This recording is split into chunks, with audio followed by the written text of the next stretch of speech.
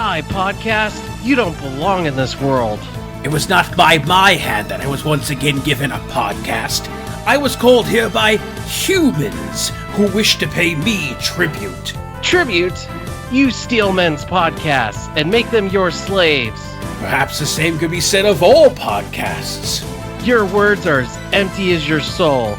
Mankind ill needs a podcast such as you. What is a podcast? A miserable little pile of secrets. But enough talk. How about you? You're listening to Castlevania, Podcast of Ruin. A podcast that's dedicated to covering the Castlevania animated series and more. I am Webb the Critical Android, and joining me for this adventure into madness and animated gore is my friend, fellow Castlevania fan, and just artist extraordinaire, Stefan JD. Yeah, hello everyone. We had a lot of fun recording that right there. And that's the intro you'll be hearing every single episode. Yes. Oh my god, what am I doing with my life? Right. Well, so yeah, the podcast, as we've done on the channel already, we've done and covered many various things, but now we are going to cover Castlevania, the Netflix show. Yeah, and this was something we wanted to do in hoping to provide something that people could really latch onto, in the sense of something that we could cover week to week to give people a sense of familiarity, something we go through and like really talk about. And Castlevania seemed like a perfect fit because it's a franchise that Steph and I love tremendously. And this has been, one of the better video game adaptations of a video game property in quite some time. Yeah, exactly. And that's the thing too about like adaptations, especially when you're taking something, you want to create something new and add something new to it. And the show definitely does that. And for people who don't know, this show is actually based off what would be the third game, Dracula's Curse, Castlevania 3. Yes, especially the first season at least. As we go further, it goes in, brings some different elements into the series. But before we get into it, we should note that the writer of this, and the creator and the showrunner, or one of the showrunners, is a man named Warren Ellis, who is well known in the screenwriting and comic book community because he's a very famous writer of both of those. Yeah, he's covered many things, from Batman to Iron Man, and a bunch of other comic books that people probably haven't heard of outside of superheroes, like Stormwatch, The Authority, just this whole smattering of things. Transmetropolitan, which is he's hugely famous for that one, kind of roughly translated and based off of Hunter S. Thompson in a weird way. So yeah, he's done a lot of writing topics for various things, but now he just somehow got attached to Castlevania, which was interesting. Yeah, and then on top of that, he was also the person who wrote a bunch of different... This was a while ago that this happened. I think back around like 2010, 2011, after Iron Man got popular, and G4 TV was still around. They had a block of Marvel anime for Iron Man, Wolverine, X-Men, and Blade, and he was the story writer for those as well. Oh, I didn't know that. Yeah, see a bunch of stuff. And he also helped write the first Dead Space. Oh, wow. All right. Yeah. I think my history with Warren Ellis, I've pretty much enjoyed almost every single thing I've read of his work. I can't think of one thing I haven't liked. So, very well-rounded writer, in my opinion. However, his personal life we won't get into because that's fraught with sexual harassment allegations. So we will only be focusing on what the project we have before us is.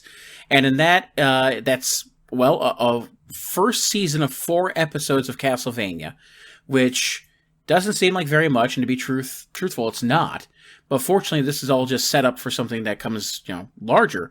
But we're going to go episode by episode, and we're going to start with the first one, called Witch Bottle, which, season 1, episode 1, it premiered back in July of 2017. I can't believe it's been 4 years already. Yeah, that time flies. Oof. It really does.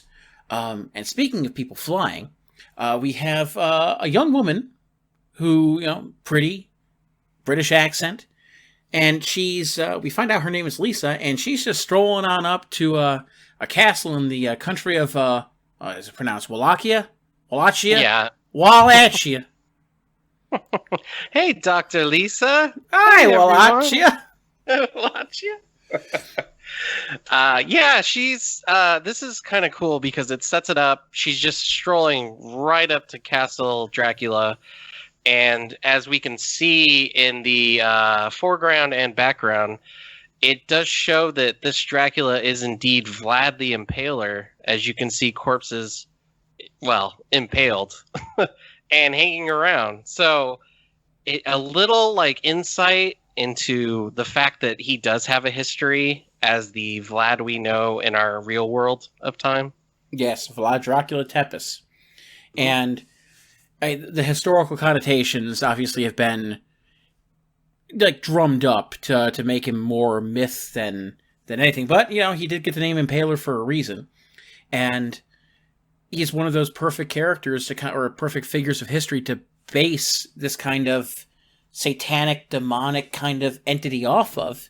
Because when you think of things and people who are brutal and brutalizing others, you can draw back in history and find figures like this, and it works quite well.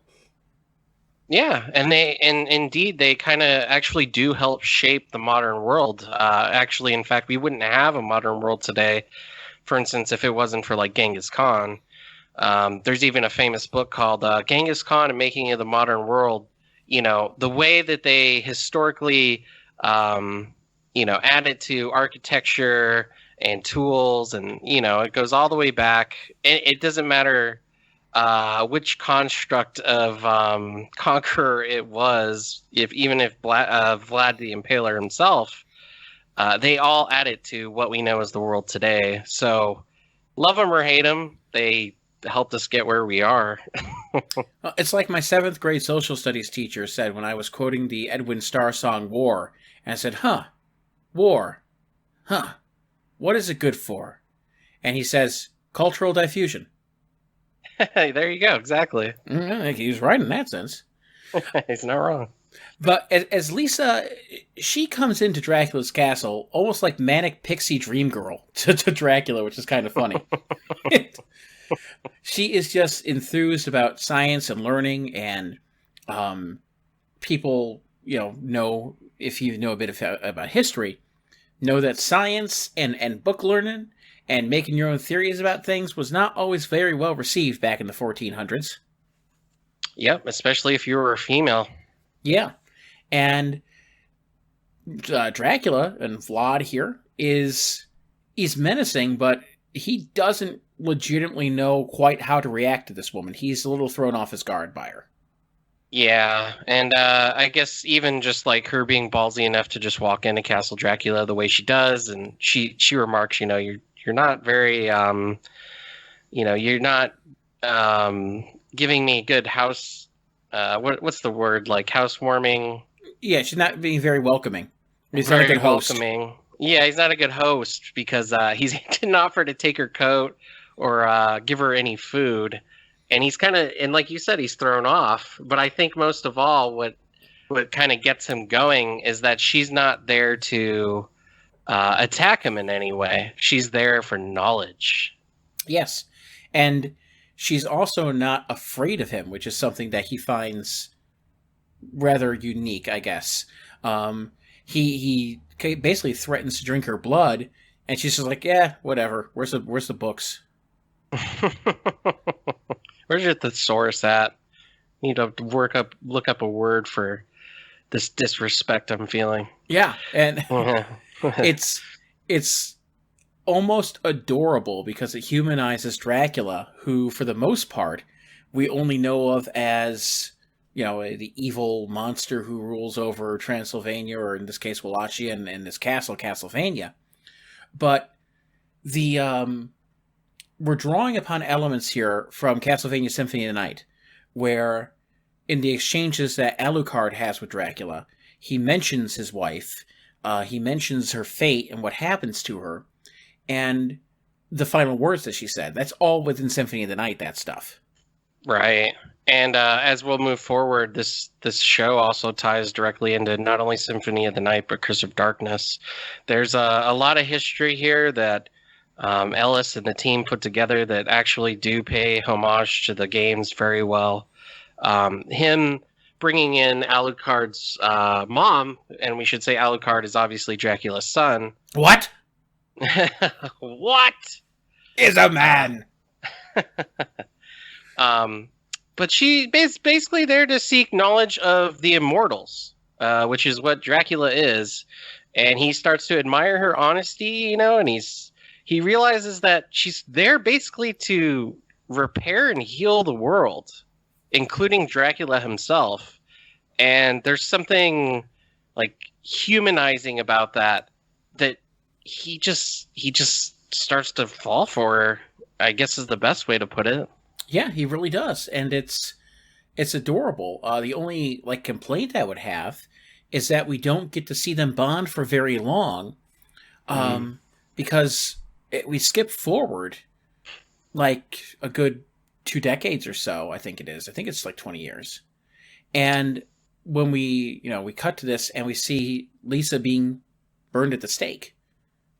Yeah, the religious zealots decide that she's a witch because she's studying science. It was that simple. She just was trying to heal people, heal the world, studying science, and now you're a witch, and you must be burned. The most heartbreaking part, even though, like you said, Webb, and I feel like this is kind of the part of the show's fault as well, is that they only did a couple episodes, so it's not, we didn't get to flesh that out, like you said. And but the heartbreaking thing that still hits home to me when she's being burned is she pleads for Dracula still not to hurt them, and that they don't understand what she was doing. And it kind of pulled on my heartstrings a little bit because it's so honest, and it's almost like an allegory for Jesus in a way. I was going to say it's a very Christ-like metaphor, which is ironic considering that it's the church who's killing her, and her Christ-like sacrifice is just completely ignored by them. Well, they notice it, but the archbishop there is basically saying, to the extent of, "Oh my, look at her! She's asking the devil for him to forgive us. It's almost noble in a way," and it's disgusting the way that they treat and view her. But clearly, it's not just about holy doctrine for them. It's about exerting power and control. Right. And he even goes as far to say, like, "Oh, I'll say a prayer for her later. A small one." Yeah, don't say a prayer for me now. Save it for the morning after. Yeah. Because, they love their burning their witches. Well, it's like what my brother Rodney once said when they talked about The Crucible, the Arthur Miller play in the book. Mm-hmm. And when Rodney was in middle school or high school when they were teaching it, he told me about what happened, and they had finished reading it. And at the end, the teacher asks, like, "What did you guys think of what happened?" And Rodney, in his infinite wisdom, stands up and says, or at least raises his hand and says, "Well, with all the people they killed, they must have got a few witches, right?" I mean... They very well might have. They might have. Maybe one. I'd at least get one. Hey, all those people, one of them had to be a witch, right? Right. One of them. Yes. But yeah, so it's kind of touching in a dark way also, because we see this sort of thing happen today where religious beliefs will replace science-based facts in an effort to not be, swayed from belief and ritual. And again, power, churches do depend on people coming by and giving them their money, tax-free money. But, anything someone, can't understand outside what if they've been taught can sometimes create fear and misunderstanding. Right. And then in turn, awful judgment, which is exactly what this is. Also, the best Castlevania game in the series, by the way, Judgment. Oh my gosh. The fighting game for the Wii? Clearly the best one. Best game in this franchise. No comment. I saw it recently for like $2. I was like, nope, still not going to bother. I think if you try to bring it to the store, they would say, "Sir, we can't accept this." Why? It would cost us more to stock it than we'd be able to sell it for, sir.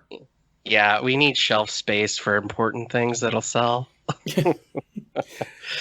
But Uh, we start to get, as this is going on, we see a Dracula just walking out across the countryside, just strolling around, carrying a bag, talking to the animals, singing. Well, he's not really doing those things, but he's just walking along, having a dear old time.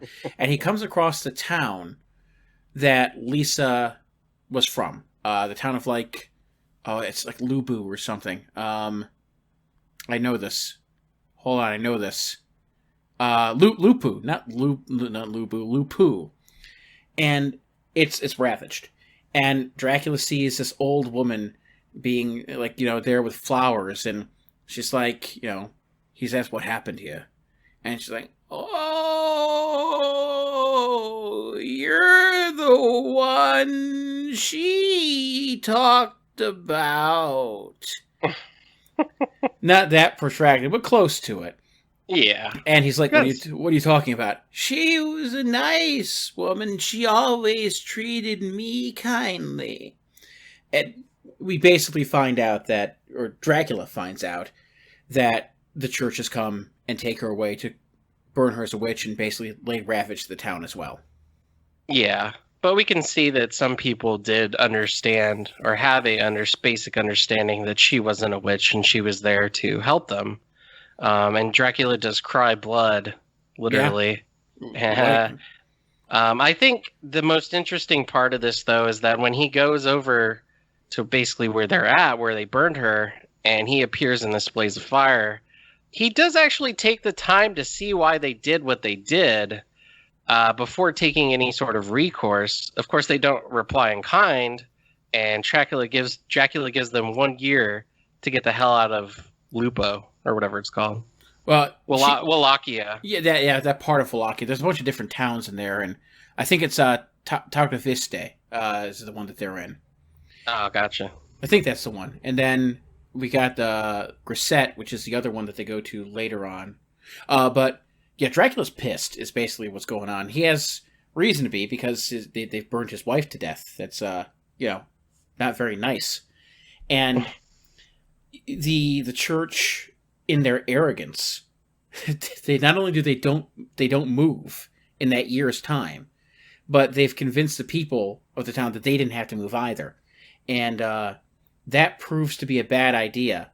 But before Dracula can bring his revenge upon that area and this righteous fury, he is confronted in his castle by somebody, and he's basically saying, "You don't want to do this."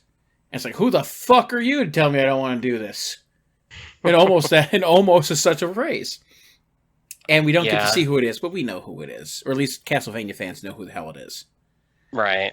And he does make a good argument, though, this mysterious character. He he does say, he's like, but all those women, all those children, all the innocents there, he's like, you'd be creating murder. There's people there that don't deserve your wrath. And Dracula does not give two shits about any of that.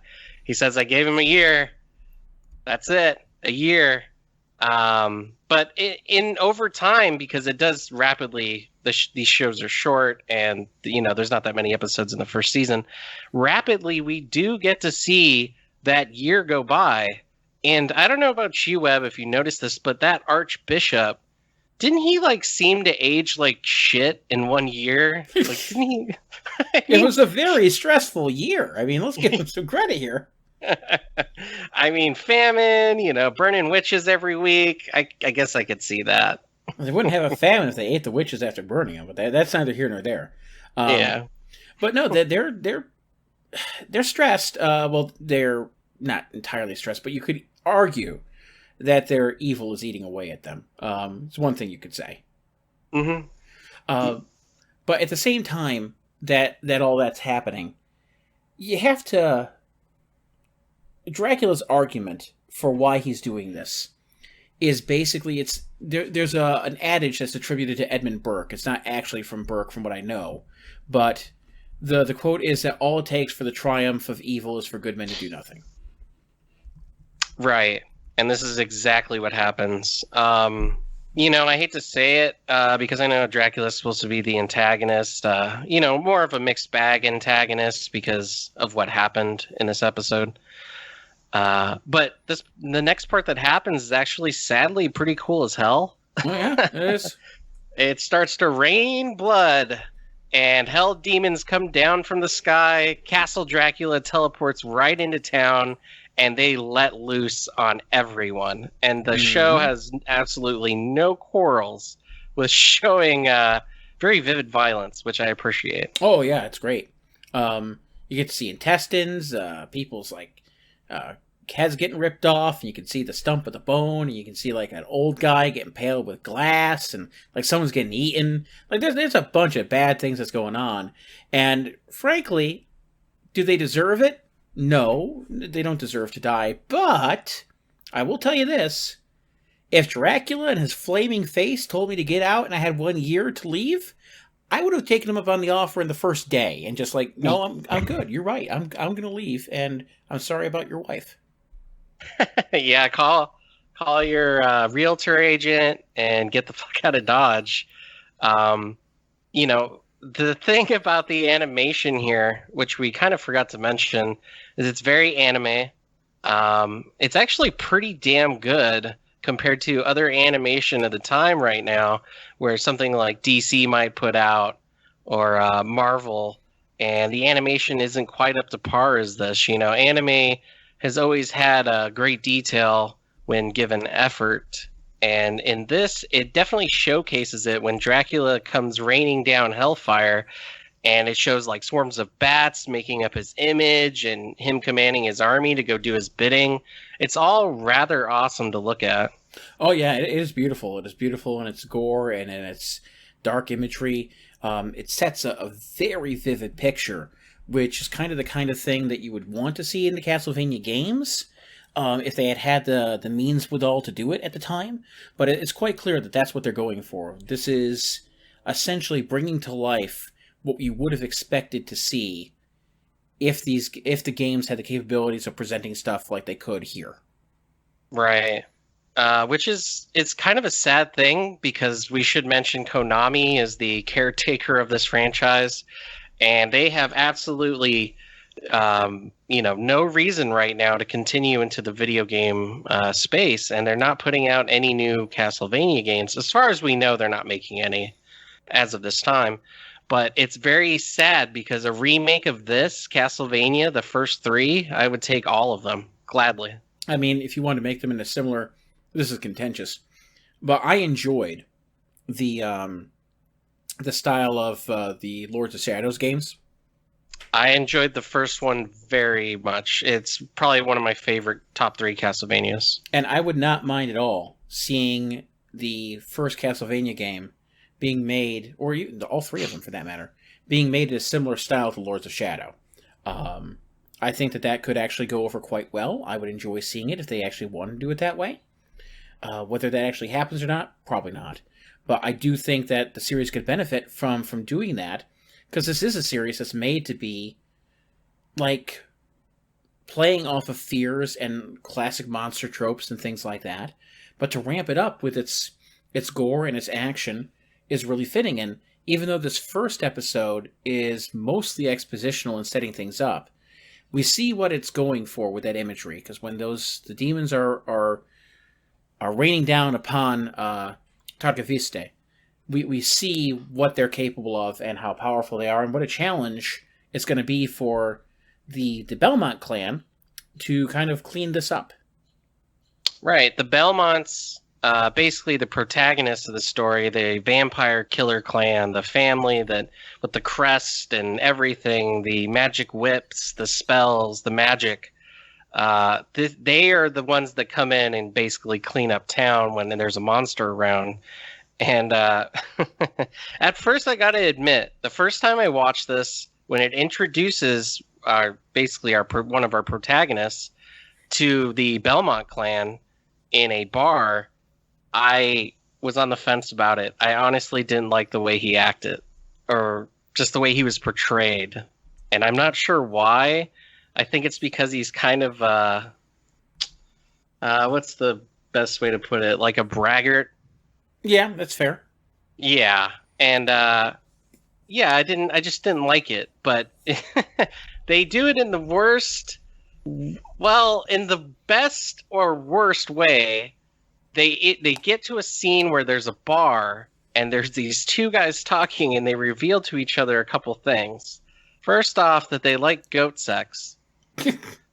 Secondly, that they're not only brothers but also cousins because their dad had sex with one's mom and then one's mom's sister, the aunt. So As you do. it's just, yeah, as you do back then in the dark days of Dracula.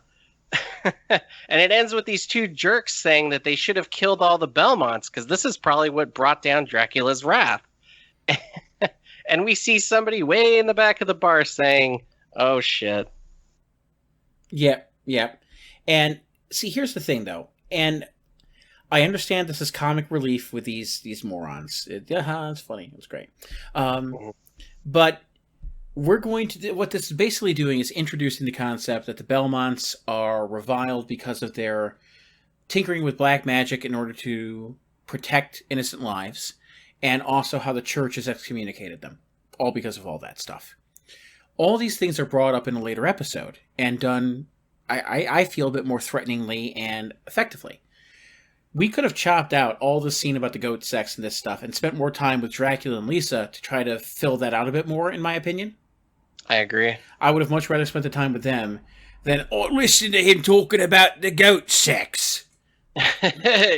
Your aunt is my uncle, and my uncle is a goat. Something like that. Yeah, so to that extent, pretty much. Yeah, pretty much. There was so much more we could have done with Dracula at that time, rather than invest our time here. But this does still give way to Trevor Belmont, who is about to reveal himself, and things are not going to go very well here, unfortunately. You just want to try to get out, but pay his coin and leave. But no, it's not going to happen that way, as we'll find out as we get into episode 2. But that's basically the first episode. It's hard to believe, and maybe this is a credit to the episode. Maybe this is credit. It's about 23 episodes, or 23 minutes, and it doesn't feel like 23 minutes. That's true. I want to... Yeah. I just want to say, like, okay, so if they set it up later to reveal more story or let me put it this way. Dracula's relationship with Dr. Lisa, as you said, Webb, could have been fleshed out more. But here's the thing for me. Fleshed out. It wasn't by my hand that this episode wasn't fleshed out. They get too quickly into the action, and I think that's part of the reason why, is because there's only so much time and so many episodes they were banking on to see if this was going to be a good show. Yeah. Which makes total sense why all this got set up the way it did. But other than that, I want to ask, because I still have not beaten Dracula 3, Castlevania 3, and I want to ask, like, have you beaten it? Is this close to the story in the game? Is there even a story? Because as far as I've gotten into the game, which was like a quarter way through, it's just basically like Castlevania side-scrolling whipping monsters. I mean, Castlevania 3, it doesn't really have much of a story. There are elements that, as we'll get into, that are copied from the game pretty significantly. And that mostly revolves around some of the side characters, but this isn't a spoiler alert for people who haven't seen it yet or just following along. But the character in Castlevania 3, the game, of Grant Dynasty, is nowhere in this series. So, in Castlevania 3, the game, you had Trevor Belmont as your main character, and you could recruit one of 3 other people to join you. You could recruit either Grant, the pirate who could cling to walls and throw knives. Well, at least in the Japanese version, he threw knives. In America, he just stabbed. Saifa Belnades, who is basically a wizard or a sorceress, depending on how you want to look at it. And Alucard, who is Dracula's son. And you had that team of 4 that you could pick one of the others for the side members of. But here we lose Grant altogether, and then we do have some carryover between the other characters. Like the way Scythe is discovered in game is the same as she's discovered in the series. Alucard, not quite as much, but we still get this. Well, we'll get to that later about Alucard. But it doesn't really follow much of what the game was putting forward, aside from character introduction. More of the story elements here are carryovers from Symphony of the Night than they are from anything else. Okay, cool. Yeah, because my history, and I guess we should explain this too as well. My history with Castlevania, I have beaten all of the video games except for the second Game Boy one. I forgot what it's called, Adventure or something. First one's Adventure, second is Belmont's Revenge. Belmont's Revenge. So I haven't beaten that one, and I've only gotten a quarter of the way through Castlevania 3, which this is based off of. And the reason being is because that game is extremely difficult, and it's not a lot of fun, if I'm being honest, unless you're into that sort of thing where you just like dying every 5 seconds. Well, it is a very hard game, that is true. Fortunately, this episode isn't hard to watch, though, which, is good. And I like the fact that they draw from 3, because 3 has more lore to it. Like one might expect, given the popularity of the first game, and the way the franchise has kind of evolved, that we'd be dealing more with Simon Belmont, since he's the protagonist of the first 2 games, Castlevania 1 and 2. But no, we are dealing with Trevor Belmont, the ancestor. And Trevor was preferable to me to Simon, mostly because I preferred Castlevania 3 to Castlevania 1 back in the day, and still in many ways do. So, it's nice to see him fleshed out like this. Uh-huh. And credit to Richard Armitage, who plays Trevor, and the voice acting, because he really does have a wonderful kind of voice for the kind of I don't give a fuck attitude that he has. And I really like how that plays out with the character the further it goes along, because it gives him a very distinct personality, which I think would be different than Simon's, because Simon, at least in the game, seems like a very much call to order, and fights Dracula twice. But here, Trevor, fuck it, he's just doing what he does best and wants to drink. There's even a joke in a future episode where would you like something to drink? Yeah. So I go, what you got? We have water. Oh, it's never mind then. Yeah, you're right. Simon is more of the "I'll kill you, monster" type of guy, and what we get here, like you said, Webb, is more like, "I need another beer. I need to get pissed tonight." Yes.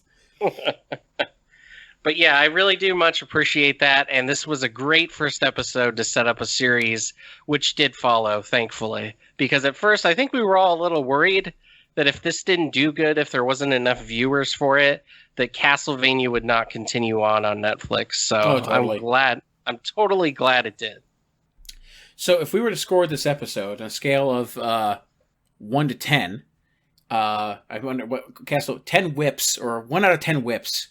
It's how many whips would you give this? For a setup piece, if I subjectively looked at it and I looked at the Lisa part, Dr. Lisa, my favorite doctor. Yeah, 100%. I would say probably a good 8, and that's for an introduction with the inclusion of the amazing animation, the way they use Dracula with it, the way they set up how dark and evil people can be in this world. Aside from Dracula, the voice acting was 100% on point. The setup for Lisa, Dr. Lisa, and Dracula, the only thing missing is obviously more of their relationship, and that is why I would give it an 8 whips out of 10. I agree with you that I would actually, that's what I was going to give it. I was going to give it an 8 whips out of 10. Since even though it's not the most exciting episode by all means of this first season, it has to be an establishing piece. And establishing can be difficult, but I will say that this established it well. It made me want to see what the next episode was going to be, and that's hard to see in an episode sometimes. That doesn't always occur. So I'm glad that it set things up like it did. Because sometimes, like, when you're watching an episode or watching a new series, you kind of, like, have to force yourself, being like, okay, well, I'm going to have to give the characters time to grow on me. I got to give it a chance. But this one kind of goes right for it, and it succeeds. So, 8 whips out of 10. Yeah, perfect pilot, almost. Yeah. But for all of you listening, how many whips would you give this one? Do you think we're being too generous? Did it not really tickle your fancy? Did it not whip your bat? Did it not cross your Cyclops? Did it not holy water your Cerebus? Did it Frankenstein? Let us know in the comment section. And be sure to tune in as we continue to go along through episode to episode. Stefan, thank you for joining me, my good friend. I had a lot of fun. So did I. So from us here at the Podcast of Ruin, thank you very much. You say it so happily. It's just like, thank you for joining us on the Podcast of Ruin. What is a podcast? A miserable little pile of secrets. Anywho. But enough talk. Have a good day.